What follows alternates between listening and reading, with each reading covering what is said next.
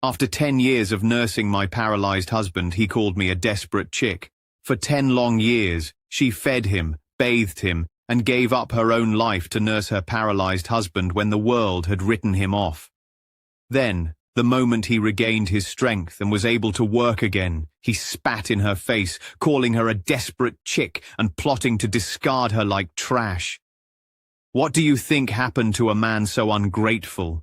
This is the story of a woman who gave everything to love, only to be repaid with betrayal, and what became of the man who thought he no longer needed her. Hello family, welcome back. Before we begin, I have a small but heartfelt request. Please subscribe. Your support is what keeps these stories alive. Every time you click that button, you're helping us share voices that would otherwise be forgotten and stories that deserve to be heard. And in the comments, tell us where you're watching from, because together we are not just telling stories, we are keeping hope alive. The first time Daniel's foot touched the floor again, Evelyn nearly cried with joy. She crouched beside him, her hands trembling as she guided his leg. His body shook, his breath came hard, but he was standing, wobbly, weak, but standing. "You're doing it, Daniel," Evelyn whispered, tears streaming down her face. "You're standing on your own again." Daniel grunted, sweat rolling down his forehead. "I guess so." "You guess?" Evelyn laughed softly through her tears. "This is a miracle. 10 years. And look at you now. God is good." Daniel's lips tightened. "God had nothing to do with it. It's me, my strength, my will." Evelyn blinked at him, startled by the sharpness in his voice. "Of course, it's your strength. But She stopped, choosing her words carefully. "We fought this together, Daniel." But he didn't answer. His eyes stared ahead, distant, as if she wasn't even there. Over the next few weeks, Daniel progressed quickly. With therapy and determination, he moved from standing to taking shaky steps. Evelyn was always beside him, steadying his arm, encouraging him. She cooked special meals to build his strength, massaged his legs late into the night, and prayed over him while he slept. But the closer he came to walking, the farther away he seemed from her. "Hold still," Evelyn said one evening, brushing his hair. Daniel jerked his head away. "Stop fussing. You're always hovering. You look like an old maid with nothing better to do." Her hands froze mid-air. "I'm just trying to help." "Well, maybe I don't need your kind of help anymore," Daniel snapped. "Look at yourself, Evelyn. You've let yourself go. You dress like a servant. Rebecca comes here looking like a woman and you—" He waved his hand dismissively. "You're pitiful." The words struck like blows. Evelyn lowered her eyes, her throat tight. "I gave up a lot for you. Daniel, my career, my dreams. Everything was for you." Daniel smirked. "That's your story. Maybe you just stayed because you had nowhere else to go. No man would want a plain, tired woman like you." Evelyn's lips trembled. "That's not true. I stayed because I love you." But Daniel only chuckled bitterly. Love or desperation? Rebecca's visits became more frequent. She breezed into the house with her perfume and her laughter, bringing gifts Daniel didn't need: silk ties, leather shoes, expensive watches. One afternoon, Evelyn overheard them talking in the living room while she folded laundry in the kitchen. Rebecca's voice was soft, sly. "Danny, don't you see?" Evelyn only stayed because she had no choice. Who else would take her? 10 years wasted in this house, dressing like a widow. "You deserve better." Daniel chuckled, a low sound that made Evelyn's chest ache. "Sometimes I wonder if you're right." "I am right," Rebecca said smoothly. "You're finally walking again. You're a man again. You don't need a woman who clung to your weakness. You need a woman who lifts you higher." There was a silence. Evelyn pressed her hand to her mouth, tears burning her eyes. The day of the family gathering arrived. It was meant to be a celebration of Daniel's progress. Evelyn had imagined standing proudly beside him, hearing everyone praise his strength and her devotion. She had dreamed of that moment for years. The Carter family estate buzzed with voices and laughter. Relatives filled the garden, glasses clinking, music playing. Evelyn wore her best dress, a faded blue one she had kept from her youth. She brushed her hair, added a touch of lipstick, and prayed she wouldn't look too plain beside the glamorous Rebecca. When Daniel appeared, walking slowly with a cane, the crowd erupted in applause. Gasps and cheers filled the air. "He's walking!" someone shouted. "What a miracle!" Evelyn's heart swelled. She clapped her hands together, tears spilling down her cheeks. This was it, the moment they had both waited for. She stepped closer, ready to hold his arm proudly. But Daniel turned to the crowd with a smirk. "Yes, I'm walking again. 10 years in a chair, but I'm not finished yet." He paused, his eyes scanning the crowd, then landing on Evelyn. His smile hardened. "And you know what carried me through those 10 years?" Evelyn's breath caught. This was it. He would say her name, honor her sacrifice. She waited, her hands pressed to her chest. Daniel's voice rose, sharp and mocking. It wasn't love. It wasn't loyalty. It was pity. A desperate woman who had nowhere else to go, clinging to a cripple for a decade. "Evelyn, my desperate chick." The crowd erupted in laughter. Glasses clinked, whispers hissed. Some covered their mouths, others laughed openly. Evelyn froze, her body numb. The words cut deeper than any wound. She stared at Daniel, her mouth trembling, unable to speak. "Daniel!" Her voice cracked. "How could you?" But he turned away, accepting Rebecca's arm as she beamed at him proudly. Relatives surrounded him, praising his strength, ignoring Evelyn. She stood in the corner, alone, her face burning, tears streaming down. Whispers followed her.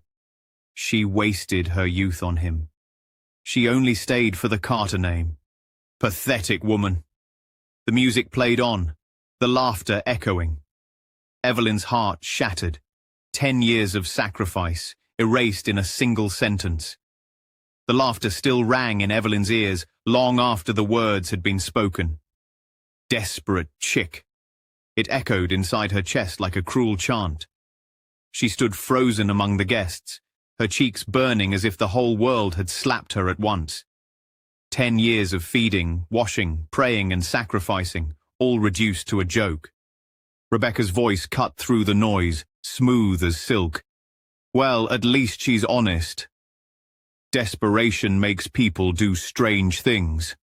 More laughter followed. Evelyn's knees trembled. She wanted to disappear into the ground.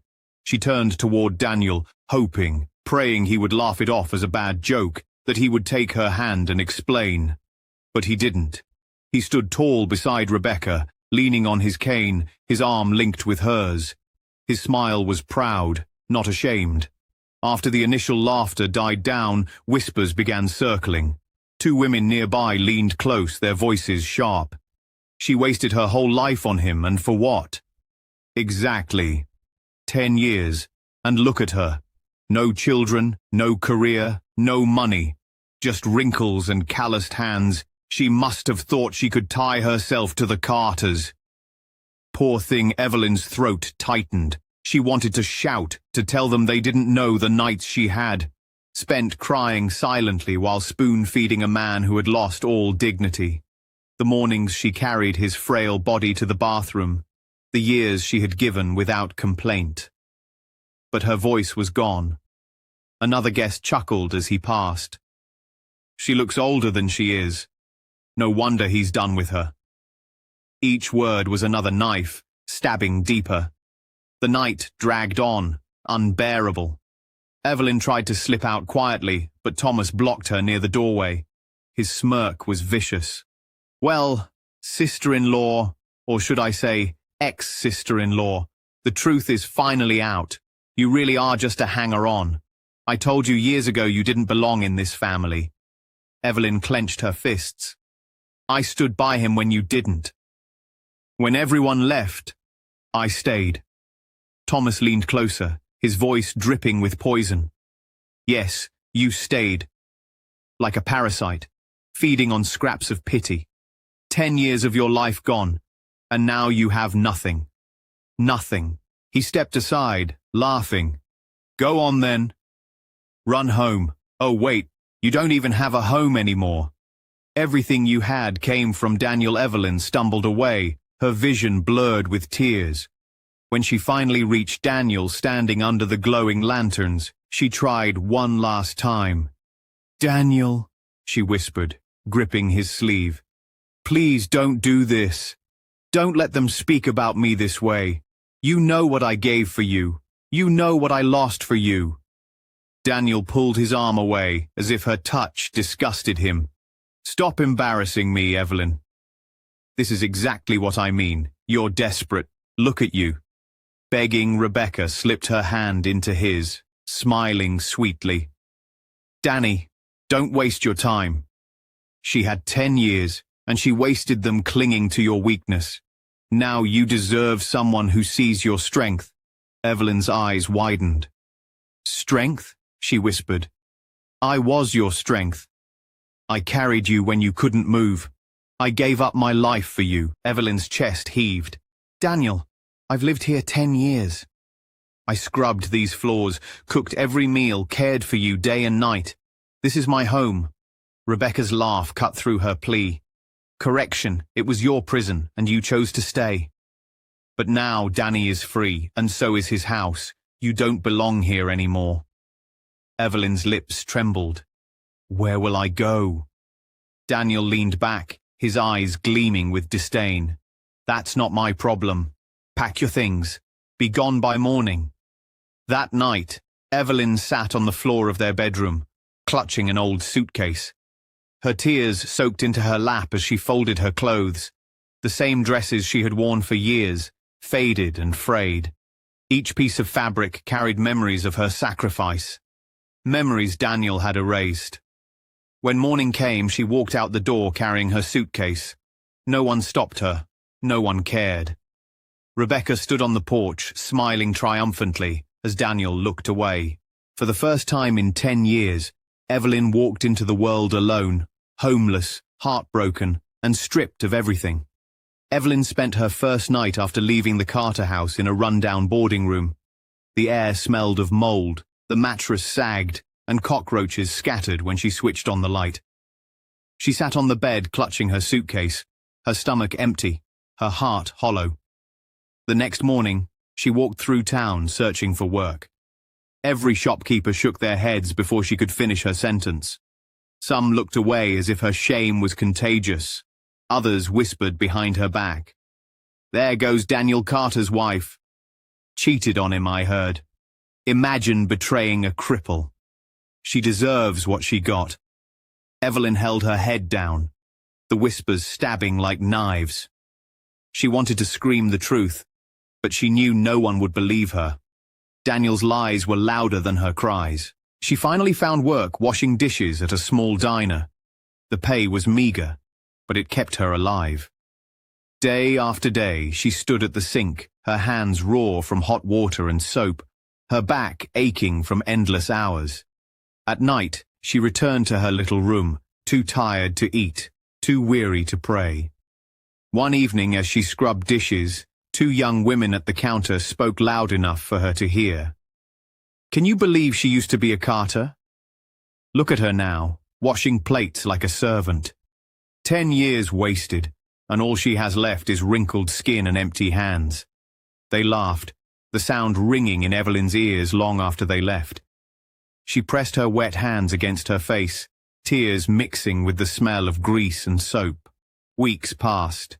The humiliation deepened when Thomas and Rebecca visited the diner one afternoon. They entered arm in arm, dressed in expensive clothes, their laughter echoing through the small space. Look, Danny's old nurse is still alive, Thomas said loudly, pointing toward the sink where Evelyn stood. I almost didn't recognize her under all that filth, Rebecca giggled, sliding into a booth. I told you, Thomas. She always looked like she belonged behind a sink, not beside a man like Danny. Evelyn's hands shook so violently she dropped a plate. It shattered against the floor, and the diner fell silent for a moment. Thomas laughed cruelly. "Careful, Evelyn. That plate is worth more than you now," Rebecca added softly. "You should be grateful we let you walk away with your dignity. But then again, you never had any." The two of them laughed together as Evelyn knelt to gather the broken pieces, her tears dripping onto the floor. At night, she lay awake on the thin mattress, staring at the ceiling. Hunger gnawed at her, but it was nothing compared to the ache in her heart. Memories haunted her. The years of spoon-feeding. Daniel cleaning him, singing softly when he cried in pain. She had given her youth, her health, her love. And now the world saw her as a liar, a cheat, a desperate woman with nothing left. She thought of ending it, of closing her eyes and never waking again. But in the middle of her despair, a small voice rose inside her. "You survived 10 years of suffering. You will survive this." One Sunday, Evelyn forced herself to attend church. The whispers were still there, the stares sharp as knives. But one older woman approached her quietly after the service. "Evelyn," she said softly, taking her hand, "I don't believe the lies. I saw what you did for him. I saw your sacrifice. You are stronger than you know." Tears welled in Evelyn's eyes as the woman pressed a loaf of bread into her hands. "Don't give up. God sees you, even if people don't." That night, Evelyn sat in her room eating the bread slowly, each bite filling more than her stomach. It filled her with something she thought she had lost, hope. She began to gather herself piece by piece. After her shifts at the diner, she borrowed books from the library. She read about small businesses, about caregiving, about skills she had never learned because she was too busy nursing Daniel. Some evenings, she practiced sewing old clothes in her room, patching together fabric scraps into something new. She sold one of her pieces to a neighbor for a few coins. For the first time in months, Evelyn smiled. Her life was still bitter, her heart still scarred, but a seed had been planted. She realized Daniel and Rebecca had taken her home, her name, and her dignity, but they had not taken her strength. And for the first time, Evelyn whispered not in despair, but in quiet determination. "One day, they will see me again. And they will know I was never desperate. I was stronger than all of them." After Evelyn left the Carter house, Daniel believed he had won. He strutted around like a king newly restored to his throne. With Rebecca at his side and a cane in his hand, he felt invincible. Parties filled the mansion. Music and laughter spilled out of the windows. Guests came and went, praising Daniel for his miraculous recovery and envying his beautiful companion. Rebecca sparkled in new dresses, flashing Evelyn's stolen wedding ring as if it had always belonged to her. Daniel basked in it all. He drank too much, spent too much, bragged too loudly. He told anyone who would listen how he had risen from a decade of paralysis. What he never told them was how Evelyn had carried him through those years. In his story, she didn't exist. But Rebecca noticed things Daniel chose to ignore. His steps were unsteady. His temper was quick. He snapped at waiters, cursed at employees, and demanded more attention than she cared to give. At first, she laughed it off. She enjoyed the money, the clothes, the gifts. But soon, the shine wore thin. Daniel grew clingy, insecure. He asked where she went when she stayed out late. He questioned her calls, her friends. The confident man she thought she wanted was, in truth, bitter and restless. And then came the day when everything cracked. It started with a stumble. Daniel had been walking across the living room when his leg buckled beneath him. He caught himself against the table, laughing it off. "Just tired," he muttered. But the stumbles kept coming. One night he fell down 2 steps, tearing his arm on the railing. Rebecca screamed in annoyance more than concern. "Danny, you're embarrassing yourself. Can't you even stand straight?" They went to the doctor the next morning. Dr. Harrison's face was grave. "Daniel, I warned you. Your recovery required discipline, therapy, exercise, proper care. Instead, you've lived recklessly. The stress has undone your progress. The damage is now permanent. You may walk short distances with difficulty, but you'll never regain full strength." Daniel's jaw clenched. "You're lying." "I'm not," the doctor said gently. "This is the reality. You'll need care again." Perhaps for the rest of your life, Daniel's world tilted. His pride, his arrogance, his sense of victory, all of it crumbled in that moment. Rebecca tried to play the role of the concerned partner at first. She brought him tea, fluffed his pillows, posted smiling photos online with captions about loyalty. But her heart wasn't in it. The care Evelyn had given selflessly for 10 years was something Rebecca could barely stomach for a week. Daniel's mood grew darker. He lashed out at her, accusing her of being distant. She snapped back, mocking his weakness. One night, the argument exploded. Daniel begged her not to leave. "Rebecca, please. You can't abandon me now. I need you." She laughed coldly. "Need me? You sound pathetic, desperate." Just like Evelyn, Daniel flinched at the name. Rebecca stepped closer, her eyes gleaming with cruelty. "Do you remember what you called her? A desperate chick clinging to a cripple? Well, look at you now. That's exactly what you are. A desperate cripple clinging to whoever will take pity." The words stabbed deeper than knives. Daniel reached for her hand, but she pulled away with disgust. "I didn't sign up for this," she said, slipping off his ring and tossing it onto the floor. "Find someone else to clean up after you. I'm done." And just like that, she was gone. For the first time in his life, Daniel tasted the loneliness Evelyn had endured for years. But unlike Evelyn, he had no strength to carry it. His phone stopped ringing. His friends stopped visiting. His brother Thomas avoided him, too busy enjoying the wealth and status Rebecca now offered elsewhere. The mansion grew quiet. The parties ended. The laughter disappeared. All that was left was Daniel, his cane, and the echo of his choices. While Daniel sank, Evelyn was slowly rising. She still worked long hours at the diner, but she saved every coin she could. She sewed clothes at night, selling them to neighbors and church members. People began to notice her skill, her careful stitches, her eye for detail. One day, a woman at church asked, "Evelyn, could you make me a dress for my daughter's wedding?" Evelyn hesitated, then nodded. She poured her heart into that dress, every stitch carrying the strength of her survival. When the woman wore it, others noticed. Soon, Evelyn had more orders than she could handle.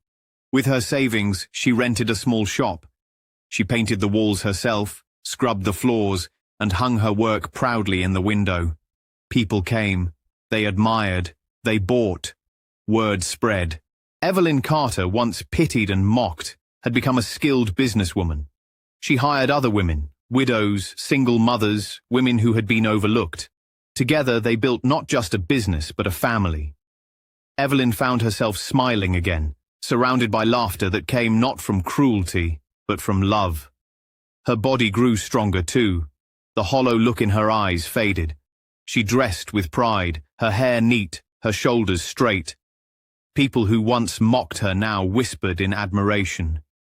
"Is that Evelyn? She looks radiant. She's built something from nothing. Maybe we judged her too harshly." Even men who had once ignored her looked at her differently, some offering kindness, some even seeking her hand. Evelyn thanked them politely, but her heart no longer chased validation. She had learned the hard way that her worth was not in a man's approval, but in her own strength. One Sunday after service, the same older woman who once gave her bread hugged her tightly. "Look at you now, Evelyn. God has restored what was stolen. You are a testimony of his faithfulness." Evelyn's eyes filled with tears, but this time they were not from sorrow. They were from gratitude. "I thought I was finished," she said softly, "but I was only beginning. Meanwhile, Daniel's world rotted around him. The mansion was sold to pay debts. He moved into a small apartment with peeling walls and broken blinds. The phone stayed silent. The refrigerator empty. His legs, weak and aching, carried him only a few steps before collapsing. He called Rebecca once. She laughed at him and hung up. He called Thomas. Thomas never answered. Night after night he sat in silence, staring at the door, hoping anyone would knock. But no one came. In the quiet, he remembered Evelyn. He remembered her hands feeding him, her voice singing. Softly, her patience when he raged. He remembered how she smiled even when she was tired, how she held his hand when the pain was unbearable. And he remembered the look on her face when he called her a desperate chick. The memory burned like fire. The final contrast came one bright afternoon. Evelyn stood outside her shop, sunlight glowing on her face as customers filed in and out. Children laughed as they played nearby. Friends and neighbors greeted her warmly, some stopping to thank her for giving them work. Evelyn's shop had become a place of hope, not just for her, but for many. She smiled, radiant, her heart at peace. She had lost everything once, but now she stood taller than ever, not because of a man's love, but because she had found her own strength. Cut across town to Daniel. Alone in his dim apartment, his cane lying beside his chair, he stared at the empty walls. No laughter, no love, no one. Just the bitter echo of his own voice whispering, through memory. Desperate chick. Now the words belong to him. Gratitude gives life meaning. Betrayal robs a man of everything until even his strength abandons him.